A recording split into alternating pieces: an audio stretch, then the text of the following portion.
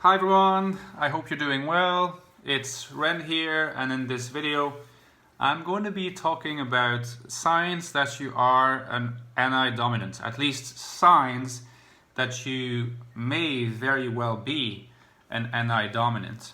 I don't really like to make lists where I would be telling you sign number 1, sign number 2, sign number 3, and blah blah blah, because I feel like you can already find that on the internet.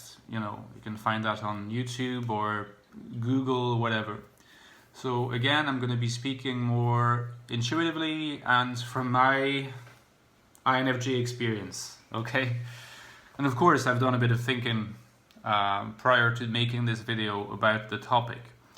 So of course, to have confirmation that you are an IDOM, well, first of all, you need to believe that what I'm saying has validity or credibility, but you also need not have all of those features.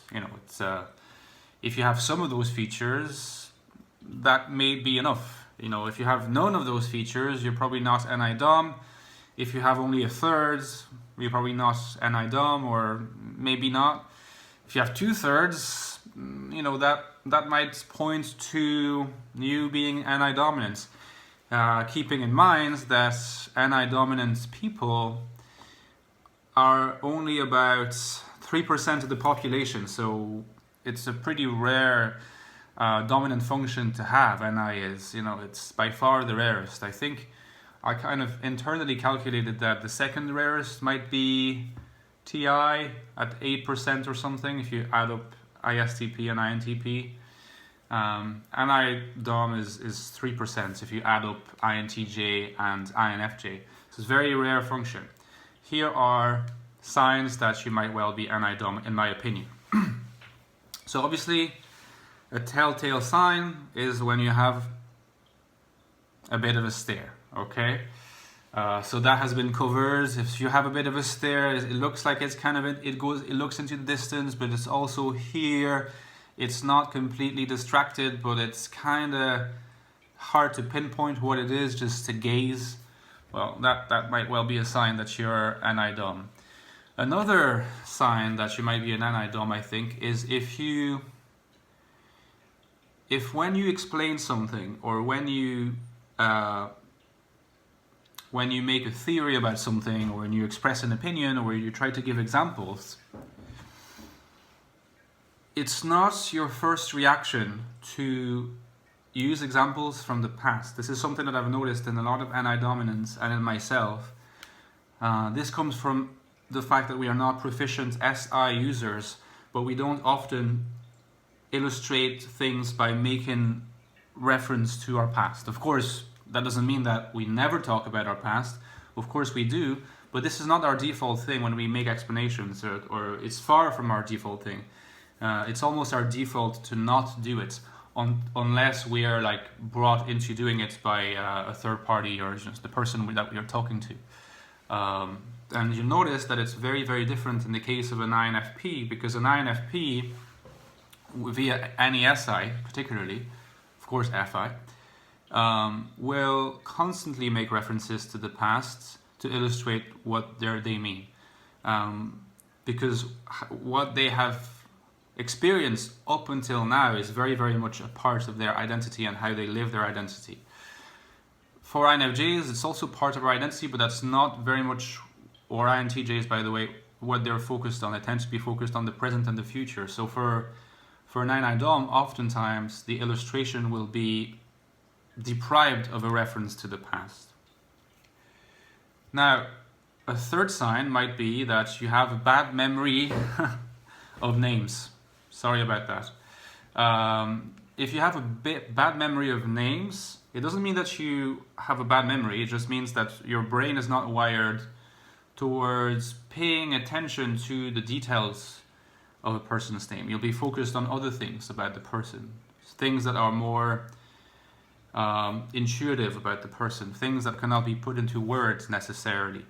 So if it is for you not so easy you realize it's not so easy unless you focus on it to remember the name of the person, and you often have to ask a second time, and that can also apply to the position of a person's job or whatever. If you're not good with that, it might suggest that you're NI-DOM.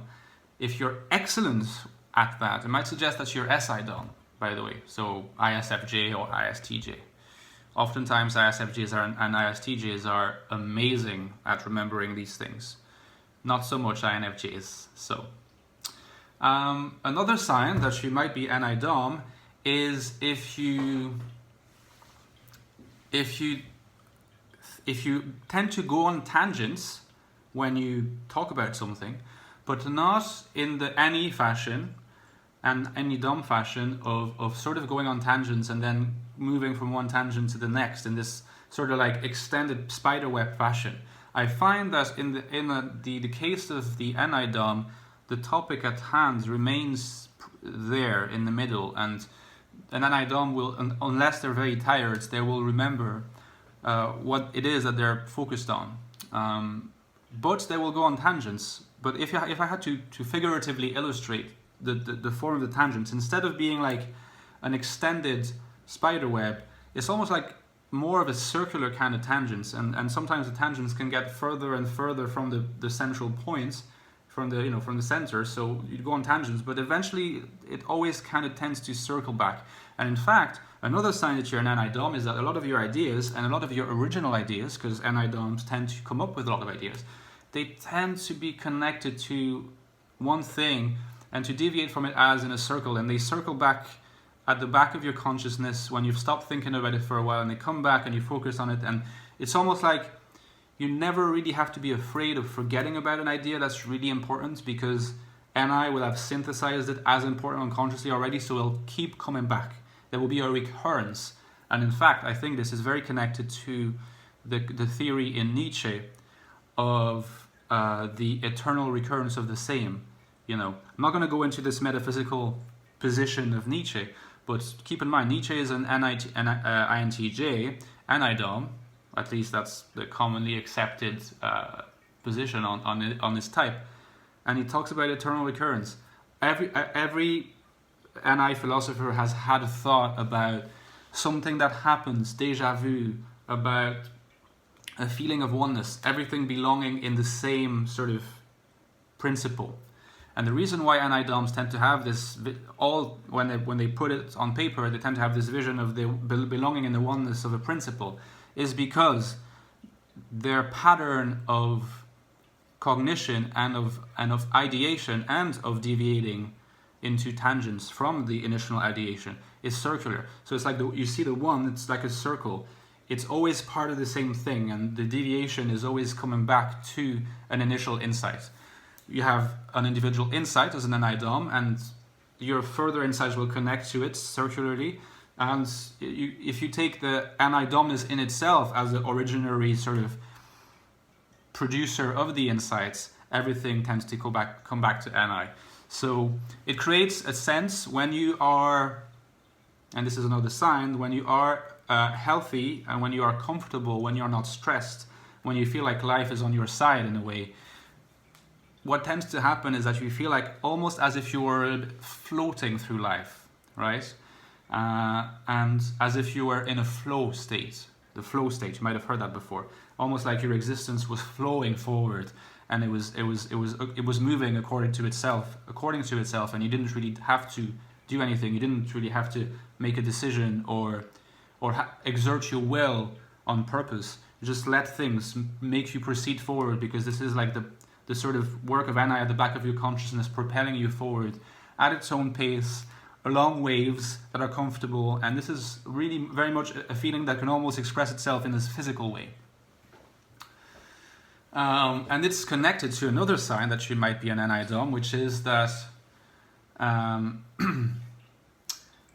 you have a sense in which reality is what you perceive reality, but there's always this weird film between you and reality, as in like you get this permanent sense of being like half involved in the events and facts of reality, and half detached from them. But the detachment from them is not really necessarily an analytical kind of detachment. You know, this is important, and I think potentially a difference between an NI Dom and a TI Dom.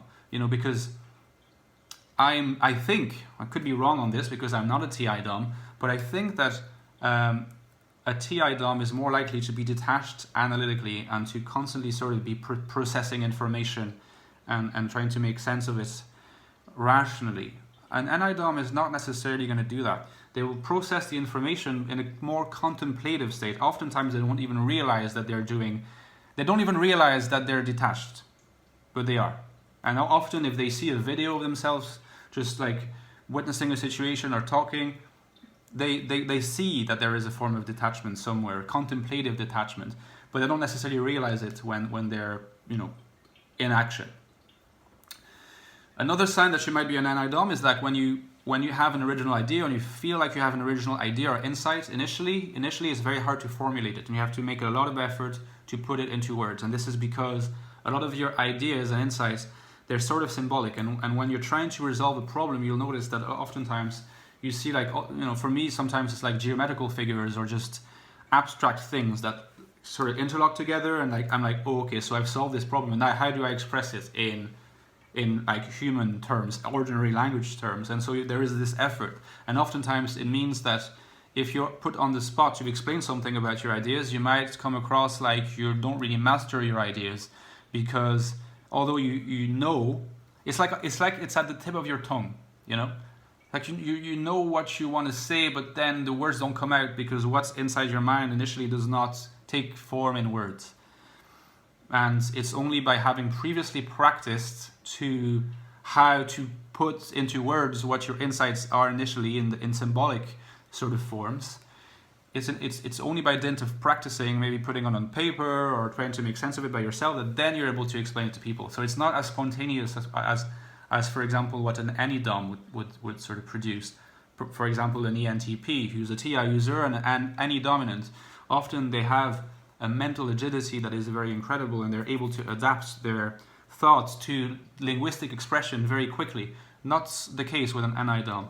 Lots of ideas circle around your mind, but they're symbolic and they're hard to express. You need to do a lot of mulling over before you can express them, and often you don't get to decide when the mulling over is done.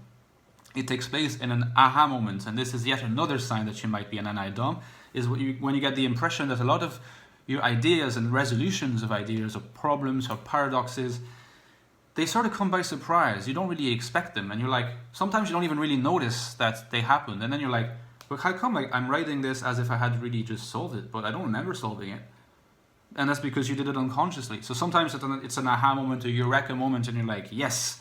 Other times, you're like, oh, so actually I figured this out. But when? I didn't do anything. And I did, and you just didn't really consciously notice it because it was unconscious. So that's a very, very telltale sign. So it's not so much that like INFJs and INTJs just know things, as we sometimes hear, like, oh, I know something. No. It's not that they know things that other people don't know. It's that they often cannot explain how they came to know the things that they know. Right? It's hard for them. And it's related to the difficulty with exploring the past as well, because they don't really do that. So that's another big sign that you are an NI dominant. And if I had to conclude, because this video is getting a little long, so what could be like a few more signs that you are an NI Dom? I think that usually you're an NI Dom when you're very comfortable, you tend to be a little spacey, but again, your spaciness is mixed with a certain form of concentration, which is very weird to explain because you're both kind of spacey and kind of focused, which means that when you mull over ideas, your NI synthesizes it. It tends towards convergence as opposed to the NE that tends towards divergence. Therefore, it means that if you focus your attention on something, you don't need to like force TI to the top of your function stack. You know, you can just let the thing that you want to explore come to the front of your consciousness and let it float about. And usually over a certain period of time, the insights will come. And it almost seems as if they come by themselves. And it's important for an NI Dom to understand that they should not try to force TI or TE for INTJs to sort of make the insight necessarily happen quicker, because sometimes they're just maturing inside your mind, at the back of your mind, until they come to the surface, and then this is when you can grip them with your auxiliary or tertiary functions. Okay, and this is all I wanted to say about the signs that you might be anti-dom. So if you relate to a lot of these signs, which I relate to them all because they come from my own experience, then if you relate to all of them or nearly all of them, I can pretty much say that you're most probably an anti-dominant. All right, see you guys. Let me know what you think in the comments. Bye.